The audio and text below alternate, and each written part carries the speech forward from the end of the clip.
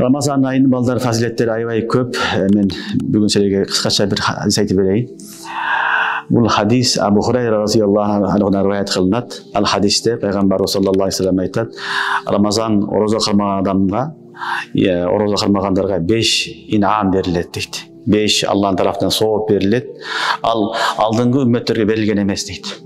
Мурдагы үммөттөр да орозо кылмаган, бирок аларга берилбеген неамат, аларга берилбеген соопту Аллах субханаху ва таала биздин үммөткө берген. Себеби орозо бардыгына фарз болгон. Кутиба алейкумус сиям кама кутиба алал лазина мин кабликум. Ошолордун биринчиси хадисте келет, пайгамбарыбыз саллаллаху алейхи ва саллям айтат: адам баласынын оозунан чыккан жаман жыт, жагымсыз жыт Аллахтын астында мисиктен дагы, жыпар жыттуу мисиктен дагы жакшыраак дейт. Халуфу фамит саим. Халуф деп ошол ашказан бош калгандары чыккан жытты айтат. Адам баласы жей берсе ашказан бузулат. Алла Таала ашказанды дарылаш үчүн, тазалаш үчүн бир ай орозо кылган. Бир аз ашка жүрөбүз дагы, ашкалыктын кадырын билебиз, тамакты жеп, тамактын лаззатын билебиз. Ошол учурда ашказан бош калганда бир жагымсыз жыт чыгат, бирок ошол жыт Аллахтын астында мисиктен дагы, жыпар жыттуу мисиктен дагы жагымдуураак. Биринчиси бул үммөткө берген Алла Тааланын өзгөчөлүгү. Демек, орозо жөнөкөй нерсе эмес. Орозо калмаган адамга Аллах субханаху ва таала ошондой жагымсыз жыты болсо дагы Алланы сүйөт, Алла Таала арнаган нематтарыны сөзсүз берет. Экинчиси, орозо калмаган адамга хатта фис-самак фил-ма, судагы балыктар дагы дуа кылат. Мынау куруктуктагы жаныбарлар эмес, суудагы балыктар дагы ошол орозо кармады деп кечке чейин Алла Таала ушул орозо кармаган адамдын күнөөсүн кечиргин, өзүнүн рахматын алгын деп кечке чейин дуа кылат дейт. Бул өзгөчө экинчи берилген Алланын нематы. Түшүнүңөрбү? Үчүнчүсү бейиш күнүнө балдар эртең менен кечке чейин жасанат. Кадимки жасаланып, кооз болуп, зыйнаттанып даяр турат. Ушул орозо адам калмаган адам келсин, мага кирсин, мен аны сыйлаймын, коноктоймун деп 5 күнүнө эртең менен кечке чейин күтөт орозо калмаган адамды. Кадимкидей бир адам үйүнү жасап, тамактарды кылып, коногун күткөндөй 5 орозо калмагандарды не кылат экен?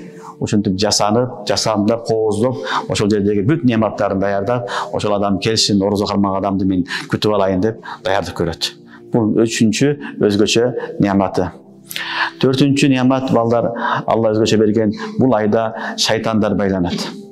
Шайтандар, марадату жин, жоң-жоң шайтандар, жиндер байланат дагы ибадат кылыш жеңил болот.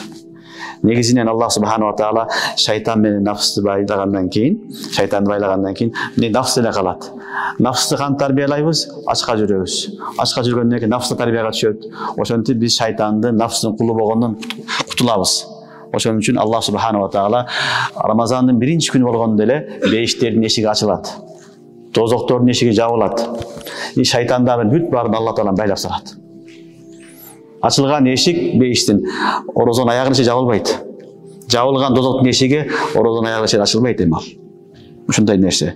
Шайтандарды байлап коет, анан бирөө элан кылат: "Я багиял хайр акбил, ва я багияш шар аксир." Элан кылат, күнүн айтылат: "Эй, жакшылыкты издеген адам, соопту издеген адам, кел. Эми кел, мына сооптун айы келди. Сооп амал кылып ал. Бул айда нафил орозо албасаң, нафил ибадат кылсаң, фарздын соогун аласың.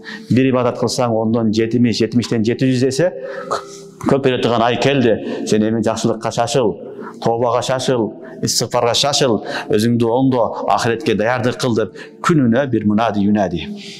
Бирөө чакырат: "Я багиял хайр акбил." Эй, жакшылыкты издеген адам, кел эми, сенин айың келди. Эми ушул жок дегенде бир айды Аллага бер, өзүңдүн ахиретиңе иште деп элан кылат. Экинчиси: "Я багияш шар аксир." Эй, жамандыкты издеген адам, ар дайым жамандык менен жүргөн, ар дайым дүйнөнү ээрчип, ахиретти унуткан адам, эми кел дагы сен дагы. Келип эми күнөөңдү токтот. Нафсыңды тарбияла, ахиретке даярдык кыл, билбеген кылган күнөөлөрдүн баарына тооба кылгын деп күнүнө не кылат, бирөө элан кылат. Демек, төртүнчү немат Аллах субханаху ва таала бенделерине өзгөчө жакшы көргөн үчүн бул айда не кылган? Шайтандарды байлап койгон. Шайтандар зынжырда турат, кишенде турат, алар чыга албайт. Ошон үчүн биз өзүбүздү оңдогонго өтө жакшы шанс бар. Өтө жакшы мүмкүнчүлүк бар. Нафсты кусак менен ачып туруп, кусакты ачырып тарбияласак, иншалла, не болду? Кудай кааласа биз нафстын, шайтандын кулу болбостон, Аллахтын кулу болобуз. Ошон үчүн балдарымда шайтандын байланганы билинет. Рамазан келгенде элдин баары тарабы келип калат. Билесиңерби? Ошол адамдар фарз окубайт. Болсун фарз милдети, сүннөтү муаккада тарави. Бирок шайтандын белгиленген, байланган белгиси ошол адамдар дагы мешитке келет дагы тарави окуп калат. Бирок таравиден кайра көрбөйсүн. Себеби шайтан кайра келет, баягы эле жумуш, баягы эле нерсе менен алек болот дагы, ахиретин унутуп, ошентип кайдыгер жашоо менен алек болуп калат.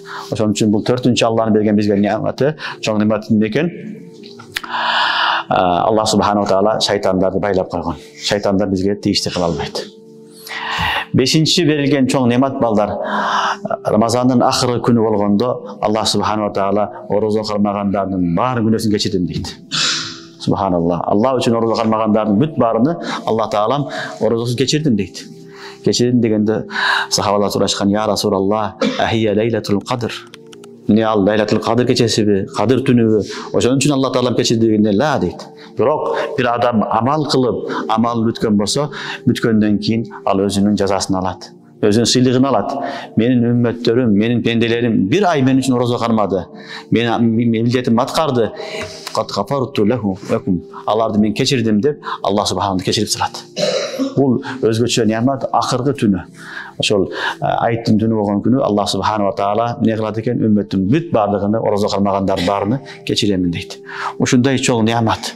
Ошон үчүн Рамазан балдар жөнөкөй ай эмес. Рамазанда Аллах субханаху таала башка үммөттөргө бербеген нематтар берип атат. Эң биринчиси не болду? Жагымсыз жыт, Аллахнын астында жыт бардан жакшыраак. Экинчиси хатта самак фильма, суудагы балыктар дагы сага истигфар айтат. Үчүнчүсү бейиш сени даярданып күтүп турат. Качан келет экен, мен аны сыйлайын деп. Төртүнчүсү шайтандарды байлап койгон Аллах субханаху таала, шайтан сага таасирин тийгизе албайт. Бешинчиси Аллах таалам орозо кармагандардын бүт баарыны күнөөсүнү кечирдим дейт. Бул өзгөчө Аллах субханаху таала берген немат.